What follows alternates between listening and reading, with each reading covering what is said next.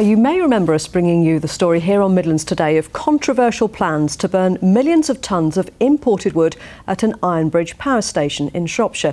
Well, the plans have now been backed by the government. But the BBC's uncovered confusion over who will check where the wood comes from and a government report which says there's a fundamental problem with the plans. Our environment correspondent David Gregory has been investigating.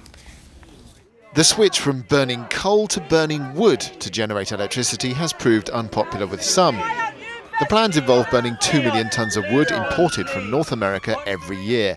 That's equivalent to a fifth of all the timber produced in the UK or an area of densely packed forest stretching from Wellington to Wenlock. But the company behind the plans, E.ON, says they are sustainable. We only purchase the wood from accredited sustainable sources.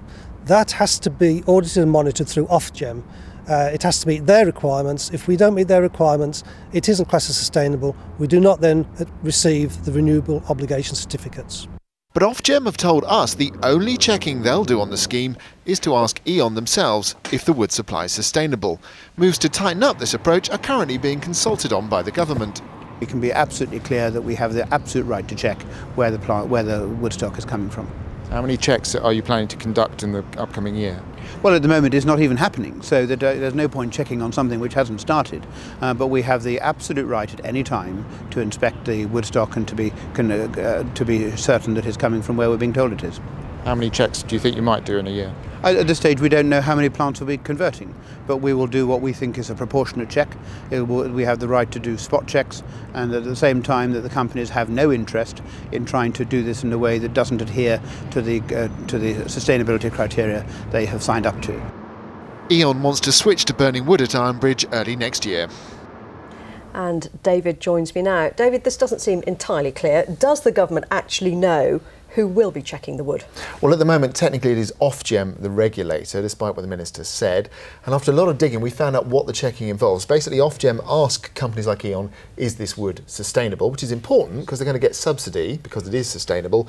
And E.ON obviously say yes, and then Ofgem say we have not verified the information. Furthermore, we do not pass judgment on the sustainability of fuel. So that's it. Obviously, the Minister would like to change that, but as you heard in my report, it seems a little confusing about what he's planning to do. And while you've been investigating this story, you've actually discovered another problem with the scheme, haven't you? Yes, so this wood is coming from America, and the Americans would like to use it, funnily enough. They see it as a potential fuel source as well, for the same reasons companies like E.ON do. But it is a controversial idea in America because there are plenty of dead trees in their forests, but there are those who say they should be left to rot down. They shouldn't be allowed to be chopped down and hauled away to be burnt. So the Americans want this fuel, and also it's a very controversial idea there. So still a few questions hanging in the air, I think it's fair to say. OK, David, thank you very much.